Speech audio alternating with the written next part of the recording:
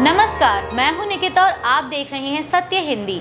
एक नजर डालते हैं अब तक की सुर्खियों पर। ईरान युद्ध पर संसद में टकराव, सरकार ने चर्चा से किया इनकार। राहुल गांधी बोले देश को बहुत जबरदस्त चोट लगने वाली है। ईरान युद्ध, ट्रंप की छवि और अप्रूवल रेटिंग पर पड़ रहा भारी। पश्चिम एशिया में जारी ईरान युद्ध के मुद्दे पर संसद में चर्चा को लेकर सरकार और विपक्ष के बीच टकराव बढ़ गया है। केंद्र सरकार ने बजट सत्र के दौरान इस मुद्दे पर अलग से बहस कराने से इनकार कर दिया। विदेश मंत्री एस जयशंकर ने संसद में बयान देते हुए कहा कि भारत तनाव कम करने के लिए कूटनीति और संवाद का समर्थन करता है और नरेंद्र मोदी स्थिति पर लगातार नजर रखे हुए हैं।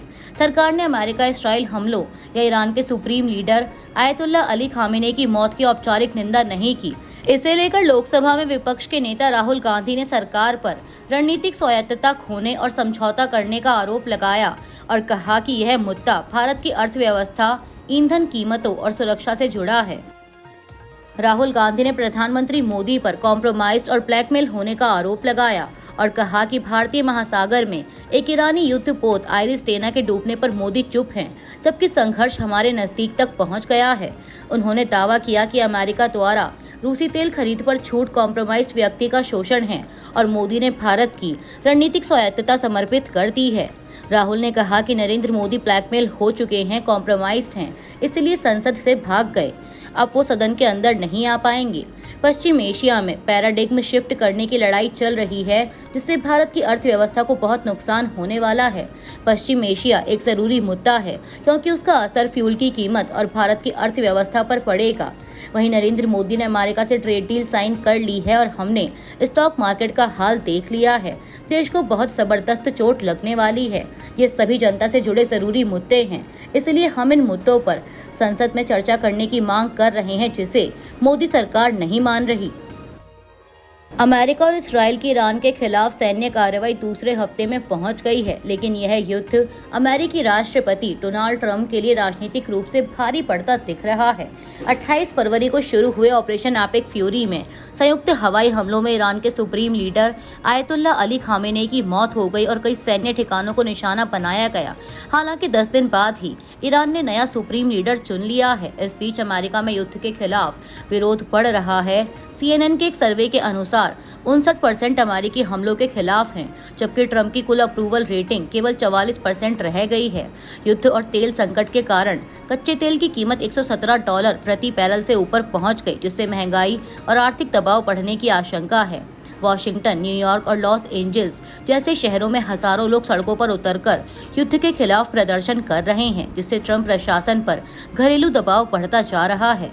ट्रंप समर्थन के प्रतीकात्मक संकेत उतारे जा रहे हैं। एक वीडियो में ट्रंप समर्थक ने अपनी गाड़ी से ट्रंप 2024 स्टिकर हटाते हुए गैस की बढ़ती कीमतों पर गुस्सा जताया।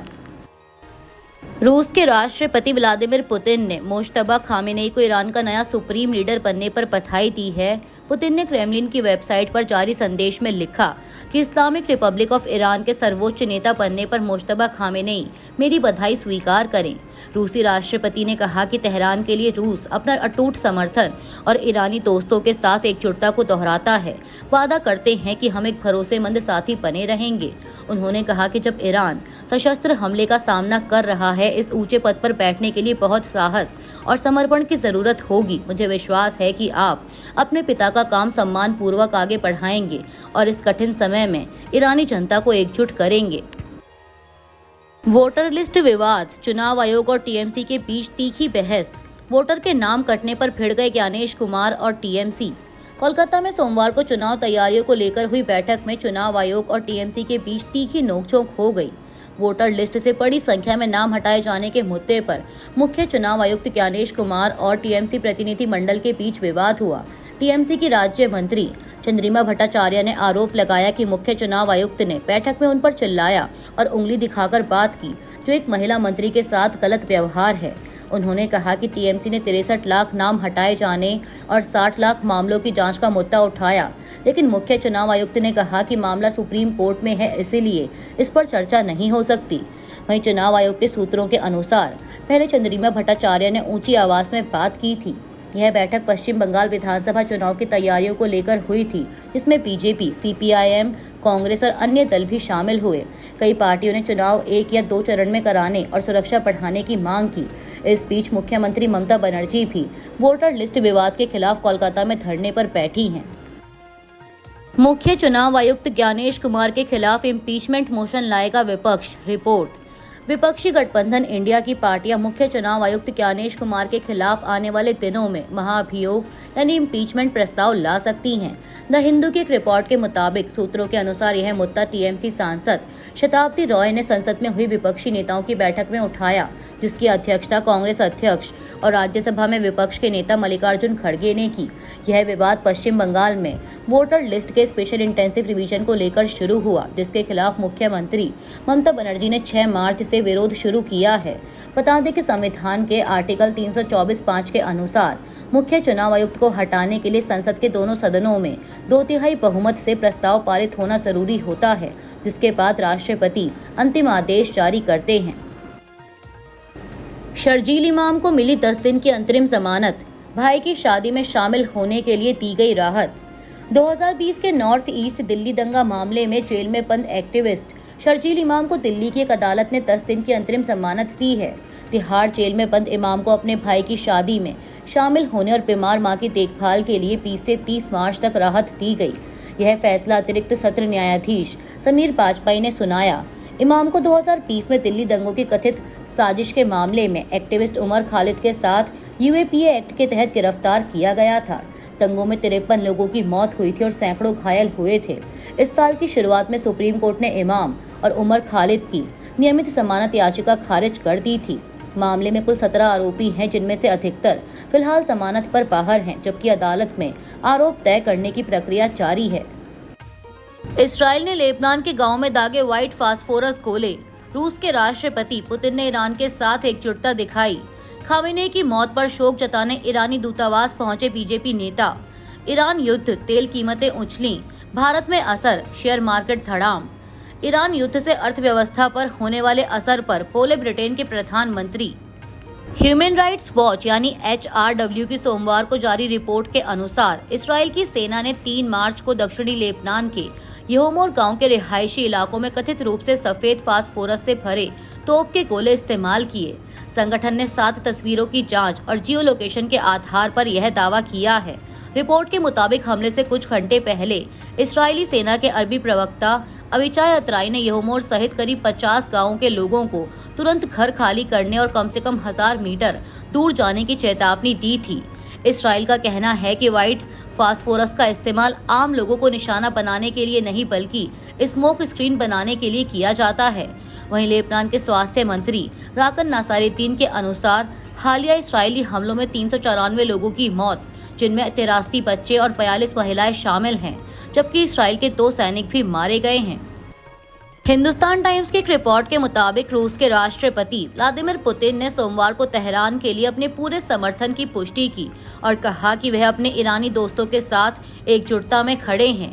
क्रेमलिन ने सोमवार को कहा कि रूस के राष्ट्रपति व्लादिमीर पुतिन ने ईरान के नए नेता के रूप में मुश्तबा खामेनेई की नियुक्ति पर उन्हें बधाई भी दी।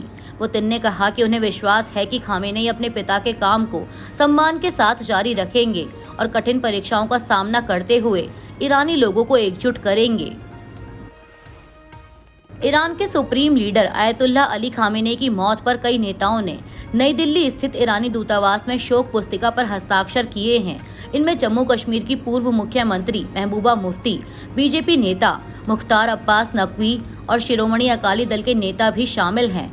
पीडीपी प्रमुख महबूबा मुफ्ती ने कहा कि हम यहाँ आए हैं ताकि ईरान के लोगों को यह बता सके कि हम उनकी संवेदनाओं में शामिल हैं। हम महान ईरानी सर्वोच्च नेता को उनकी शहादत पर श्रद्धांजलि देने आए हैं। ईरान के लोगों को यह भरोसा दिलाने आए हैं कि कश्मीरी लोग उनके साथ हैं। वहीं बीजेपी नेता मुख्तार अब्बास नकवी ने मीडिया से बात करते हुए खामेनेई को महान आध्यात्मिक शख्सियत बताया। उन्होंने कहा कि खामेनेई की शहादत को शब्दों में नहीं कहा जा सकता। भारत बुद्ध की धरती है, हमेशा शांति का समर्थक रहा है। प्रधानमंत्री मोदी ने भी बार बार कहा है कि किसी भी समस्या का हल सिर्फ शांति के रास्ते से ही निकल सकता है, युद्ध कोई समाधान नहीं है। अकाली दल की दिल्ली इकाई के अध्यक्ष परमजीत सिंह सरना के नेतृत्व में भी एक सिख प्रतिनिधि मंडल ईरानी दूतावास पहुंचा। प्रतिनिधि मंडल ने शोक पुस्तिका पर साइन किए और ईरान के लोगों के साथ एकजुटता व्यक्त की। मिडिल ईस्ट में बढ़ते युद्ध और तेल आपूर्ति बाधित होने की आशंका के कारण अंतर्राष्ट्रीय बाजार में कच्चे तेल की कीमतों में भारी उछाल आया है।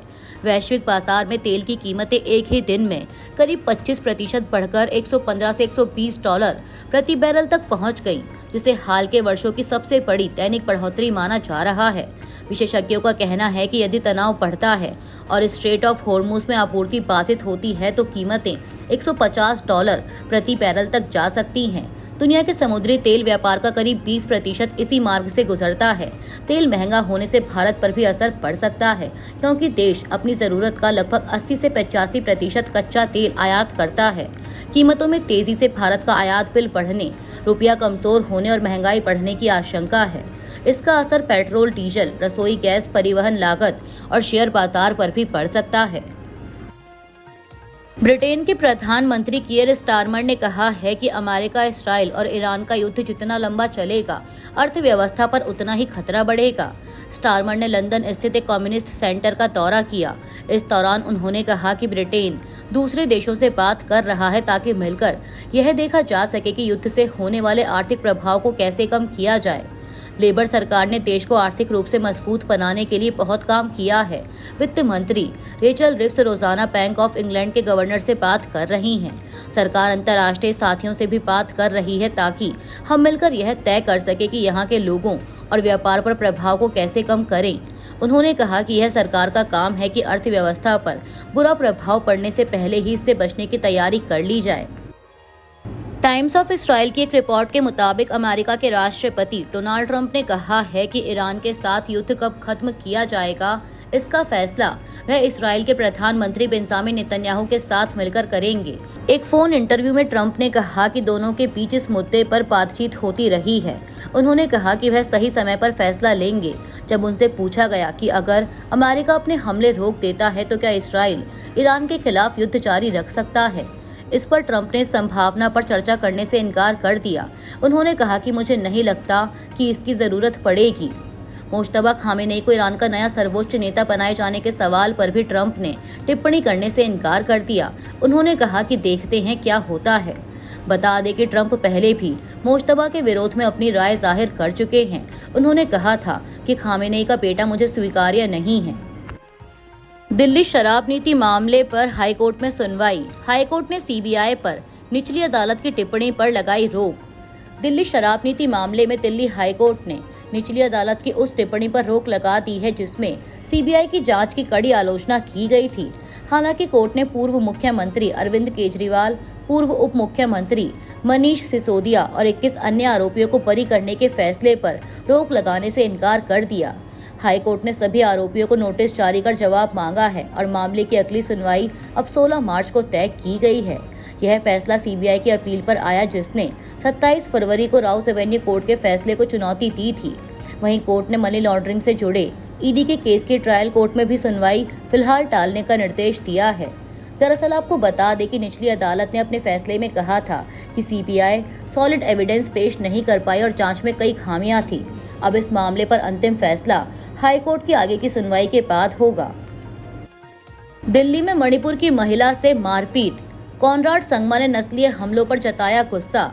मेघालय के मुख्यमंत्री कॉनराड संगमा ने भारत में पूर्वोत्तर के लोगों पर हो रहे नस्लीय हमलों पर नाराजगी जताई है। यह प्रतिक्रिया दिल्ली के साकेत कोर्ट के पास हुई एक घटना के बाद आई, जहां मणिपुर की एक महिला अपने दोस्त के साथ पार्क में टहल रही थी। पुलिस के अनुसार कुछ लोगों ने उन पर आपत्तिजनक टिप्पणी की और विरोध करने पर महिला के साथ मारपीट की। पुलिस ने बताया कि सूचना मिलने के बाद टीम मौके पर पहुंची और पीड़िता के बयान के आधार पर कार्रवाई की जा रही है। संगमा ने इस घटना को घिनौना बताते हुए कहा कि नॉर्थ ईस्ट के लोगों के खिलाफ नस्लीय पुलिंग को नया सामान्य नहीं बनने दिया जा सकता। उन्होंने दिल्ली में अपनी काउंटर पार्ट रेखा गुप्ता को पोस्ट में टैग करके इस मामले में सख्त कार्रवाई करने के लिए कहा। मुख्यमंत्री ने लिखा कि मेनलैंड इंडिया में नॉर्थ ईस्ट के लोगों पर बार बार हो रहे हमलों से गुस्सा हूं। दिल्ली के साकेत कोर्ट के पास मणिपुर और असम के हमारे 2 लोगों पर हुआ मारपीट का हमला घिनौना है। संगमा ने एक्स पर लिखा कि अधिकारियों से सख्त कार्रवाई करने की अपील करता हूं। बता दें कि इससे पहले फरवरी में यूनिवर्सिटी ऑफ दिल्ली की एक छात्रा समेत 3 पूर्वोत्तर की महिलाओं के साथ भी नस्ल भेदी गाली गलौज का मामला सामने आया था। इस पर दिल्ली की मुख्यमंत्री रेखा गुप्ता ने कहा था कि दिल्ली में किसी भी तरह का भेदभाव या बदसलूकी बर्दाश्त नहीं की जाएगी। अभी के लिए इतना ही। बाकी की देश दुनिया की बड़ी खबरों के लिए जुड़े रहिए सत्य हिंदी के साथ।